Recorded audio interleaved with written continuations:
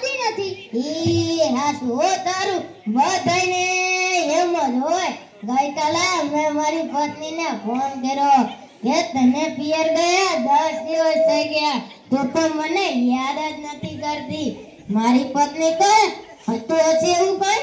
મને ચારે બાજુ તમે દેખાય છો, તુવેરની દાળમાં, ચોખાના દાણામાં, ઘઉંના લોટમાં. સારું, મને તો આંચકો લાગ્યો. હું ધણી છું કે ધનેડું? એ હા ભાઈ, હા કાગડા બધાય કાળા જ હોય. તારી વાત એકદમ સાચી હો ભાઈ. બીજી એક વાત કહું. એકવાર હું મારા સાસરે ગયો. સાસુમાએ 8 દિવસ સુધી પાલકની ભાજી ખવડાવી. 9મા દિવસે પૂછ્યું, એ જમાઈ રે, હું બનાવું? પછી તો મેં કહી દીધું, ખેતર બતાવી દ્યો, એ હું જાતે ચરી લઈશ. હો ખરી કરી તે તો. હું મારી પત્ની સાથે શાક માર્કેટ ગયો તો ઈ મને કહે 2 કિલો વટાણા લો. મેં કીધું લઈ લે, એમાં હું પૂછવાનું હોય? મારી પત્ની કહે પૂછવું તો પડે ને, આ વટાણા ખોલવાના તો તમારે જ છે ને. અરે બાયુની ક્યાં માંગો છો? આજકાલની પ્રજા પણ જુઓ ને, મારા ટીંડોના હાથમાં મોબાઈલ આવ્યો એટલે બસ પતી ગયું. આપણી સાથે વાત કરતા હોય ને કોકનો ફોન આવે એટલે હાલવા જ માંડે. એલા આપણે ખેતરમાં ઉભેલા કઈ સાડિયા છીએ? એને મન તો આપણે એમ જ હોય. એને મોબાઈલ આવ્યો એટલે કરવા દુનિયા ઉઠી મે ધીરુભાઈ અંબાણી જોઈએ.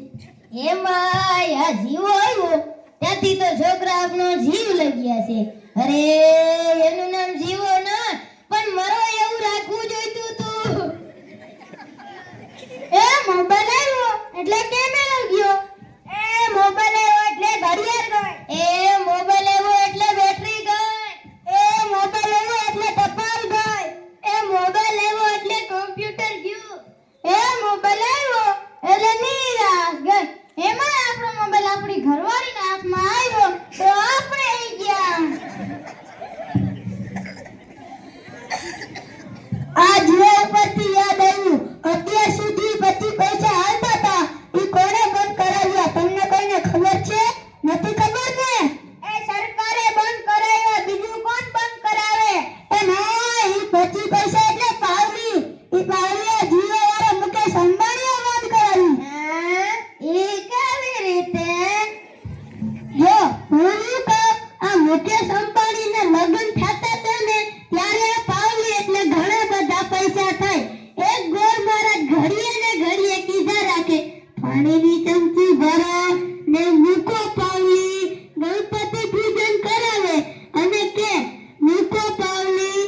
એક ફેરો ફરે અને કે મૂકો પાવલી. બીજો ફેરો ફરે અને કે મૂકો પાવલી.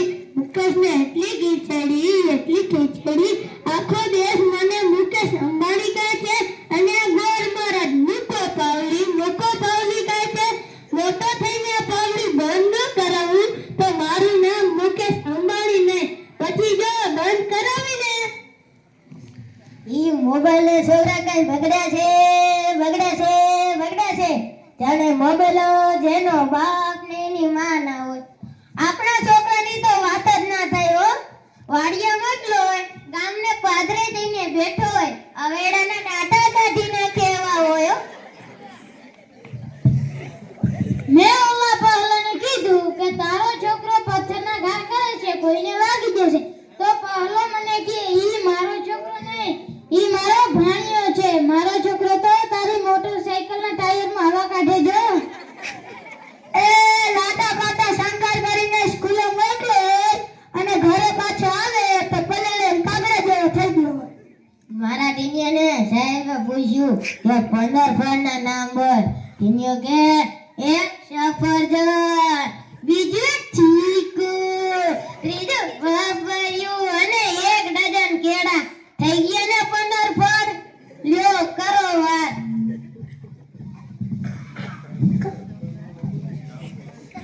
આપણા છોકરાની વાત મૂકો તડકે. ઘરે છોકરાનો જન્મ થાય ત્યારે એની માં કહે નાક મારા જેવું છે, એનો બાપો કહે આંખો મારા જેવી છે, એનો કાકો કહે વાળ મારા જેવા છે, એનો મામો કહે હાસ્ય મારા જેવું છે. ઈ જ છોકરો જ્યારે મોટો થઈને ન કરવાનું કરે ત્યારે બધાય કહે ખબર નહીં હરામખોર કોના જેવો છે. એ લ્યો તાય સૌના ઘેરે